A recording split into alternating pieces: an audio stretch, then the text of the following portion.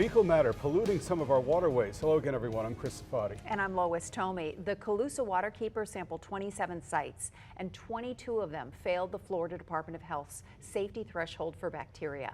Wake News environmental reporter Liz Byro is live at the Imperial River in Bonita Springs. And Liz, what did you discover today?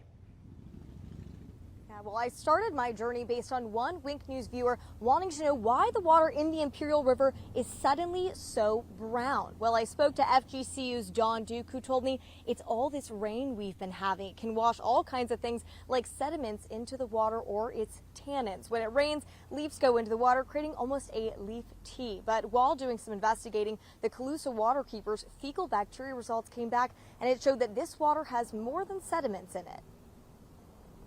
On hot days like today, this calm water in the Imperial River, brown as it may be, looks pretty inviting, but swimmer beware. Fecal bacteria results from the Calusa waterkeeper showed the Imperial River by the kayak launch, along with 22 of 27 sites sampled, had levels of fecal bacteria higher than what the Department of Health deems safe. Fecal bacteria means anything has defecated in the water. Well, in our swimming pools, we don't get any fecal bacteria. We don't have other critters in there.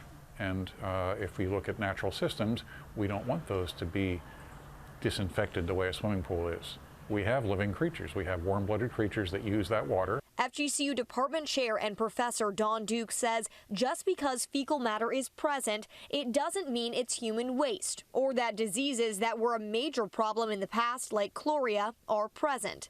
We do this kind of monitoring just to make sure if there were such an outbreak, if there were a terrible release that no one else had noticed, then we're catching it in the waters. But it's awfully rare these days to have that kind of accidental release where the wastewater treatment operators don't notice and immediately react to it. Bacteria counts less than 70, that's considered safe.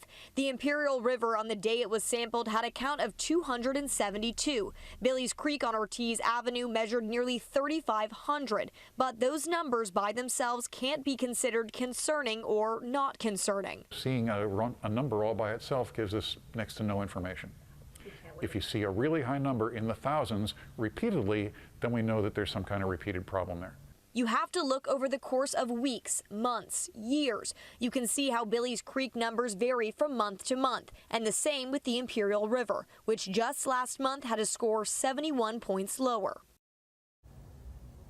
While an acceptable level of fecal bacteria sounds like an oxymoron, Duke says if you want to swim and enjoy the natural environment, it's just a risk you're going to have to accept. We don't want our natural ecosystems disinfected like a swimming pool because we want animals in that water enjoying it too. Live in Bonita, Liz Byro, Wink News.